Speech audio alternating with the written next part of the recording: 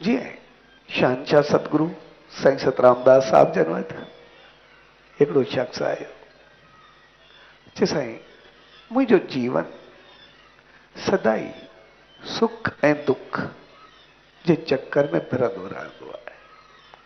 जीवन में कॾहिं सुख ईंदो आहे, कॾहिं दुख ईंदो आहे। ऐं जॾहिं सुख ईंदो आहे त पोइ मूंखे पैसो, पदारथ, इज़त, मान, शान सभु कुझु मिलंदो आहे।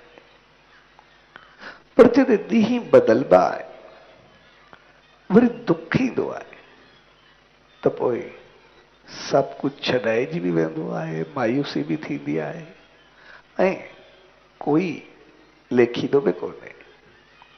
तंहिंजे करे सुखनि जे ॾींहंनि में मां ॾाढो ख़ुशि हूंदो आहियां, पर दुख जे वक़्तु मूंखां बर्दाश्त न थींदो आहे।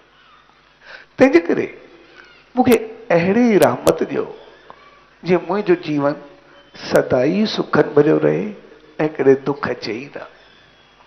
तॾहिं साईं जन मुस्कुरायसि, चए तूं सदाई सुख चाहे थो? चए हा साईं। चए पोइ तोखे दुख न अचे? चए न। चए पोइ हाणे कहिड़ा ॾींहं? चए साईं हाणे मुंहिंजा ॾुखनि जा ॾींहं हलनि था। तॾहिं साईं जन चयुसि, चङो हाणे ईअं कर, हर रोज़ सुबुह जो जीअं उथे, उथण सां पहिरियों मालिक जो नाम ध्यान सिमरन करे, शीश झुकाए उनखां आशीर्वाद वठी करे पंहिंजे कम जी शुरूआत कर। ऐं जीअं तूं कम जी शुरूआत कंदे त तोखे भाग लॻण शुरू थींदो। ऐं वरी जीअं शाम जो वापसि अचे, वरी मालिक जो नेम ध्यान सिमरन करे उनजो धन्यवाद कयो कर, प्रभु जो शुक्र कयो कर। ऐं पोइ जीअं तूं वधण लॻे, जेतिरो तूं अॻिते अचे, पर सब बहितर व्यवहार कजांइ। जेके तोसां चङा हलनि उन्हनि सां बि चङो हलजांइ, ऐं जेके चङा न हलनि उन्हनि सां बि चङो ॻाल्हाइजांइ। ऐं कंहिंखां कॾहिं बि कोई इंतकाम न वठिजांइ ऐं कंहिंखे सताइजांइ न। जेतिरी तोखे पहुचे बसि शेवा कजांइ, सिमरन कजांइ, सब बहितर व्यवहार कजांइ, ख़ुशियुनि सां जीवन गुज़ारजांइ, तूं सदाई सुखियो रहंदे।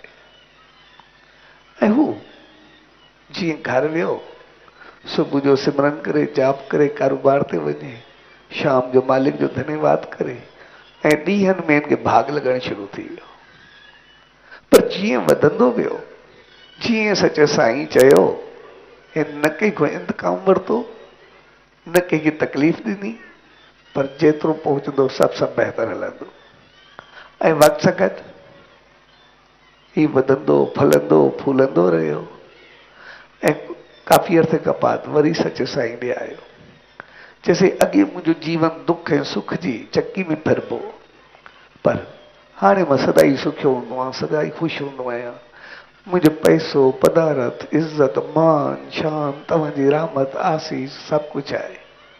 तंहिंजे करे अहिड़ी रहमत करो जीअं मां सदाई अहिड़ो रहां, वरी ॾिखो ॾींहुं कॾहिं जीवन में न अचे। तव्हांजी आसीस आहे।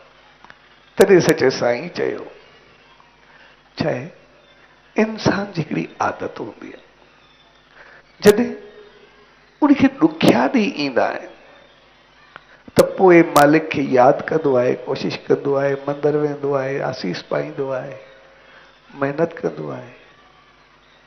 ऐं पोइ जीअं आसीस सां वधणु लॻंदो आहे, उनखे भाग लॻंदो आहे, त जीअं वधंदो आहे त उनमें अहंकार पैदा थींदो आहे, वॾाई पैदा थींदी आहे। ऐं पोइ जीअं वधंदो ऐं अहंकार ईंदो, तीअं कंहिंखे सताइण जी कोशिशि कंदो, कंहिंखे दॿाइण जी कोशिशि कंदो, कंहिंखे कुझु न सम्झंदो ऐं अहंकार में भरिजी करे कंहिंखे कुझु चवंदो, कंहिंखे ॾुखाईंदो ऐं पोइ वरी पाप करणु शुरू कंदो आहे। पोइ जॾहिं वरी दुख ॾियण जो फल वरी दुख में मिलंदो आहे त पोइ वरी परेशान थींदो आहे, वरी तकलीफ़ भोगींदो आहे। पर जेकॾहिं इंसान सुख में पंहिंजा पेर संभारे करे हले, जीअं तूं कयो त मालिक तोखे वधायो, तूं फले फूले, पर वधण सां जीवन भर में कंहिंखे दुख न ॾिनो, कंहिंखे तकलीफ़ न ॾिनी, कंहिंखे सतायो न। जॾहिं सतायो न, कंहिंखे ॾुखायो न, त पोइ कर्म चङा थिया ऐं सभु बहितर व्यवहार कयो त पोइ उनजो फल सुख मिलियो। ऐं जॾहिं सुख जो वक़्तु हुजे, पोइ जॾहिं हिसाब सां चङो हलिजे, बहितर हुजे, त पोइ उनजो फल सदाई सुख मिलंदो आहे। ऐं पोइ इंसान सदाई वधंदो, वसंदो, फलंदो, फूलंदो रहंदो आहे ऐं जीवन में कॾहिं दुख न ईंदो आहे।